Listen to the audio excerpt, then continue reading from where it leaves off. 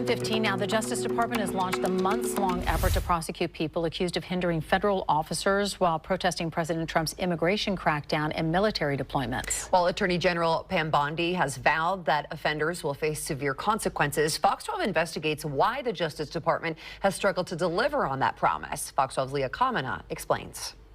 Out of 166 federal criminal cases brought since May against people in 4 Democratic-led cities at the epicenter of demonstrations, including Portland, we found that aggressive charging decisions and rhetoric painting defendants as domestic terrorists have frequently failed to hold up in court. Here are some of the key findings. Dozens of felonies have evaporated. Despite rhetoric, Antifa has rarely been mentioned in court.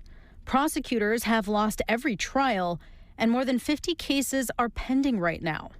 Throughout the morning, I've been breaking down these key findings. We're going to focus in on that first one right now. Dozens of felonies evaporated. An example of a case from here in Portland dropped by prosecutors was against 28-year-old Lucy Shepard. She was charged with felony assault after she batted away the arm of a federal officer attempting to clear a crowd outside the Portland ICE facility.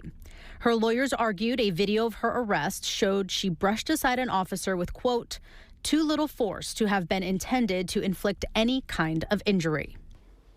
According to AP, of 100 people initially charged with felony assaults on federal agents, 55 saw their charges reduced to misdemeanors or dismissed, with prosecutors failing to win grand jury indictments required to prosecute someone on a felony. And in dozens of cases, officers suffered minor or no injuries, undercutting a key component of the felony assault charge that requires the potential for serious bodily harm. In addition to Portland, Washington, D.C., Los Angeles, and Chicago were part of the analysis.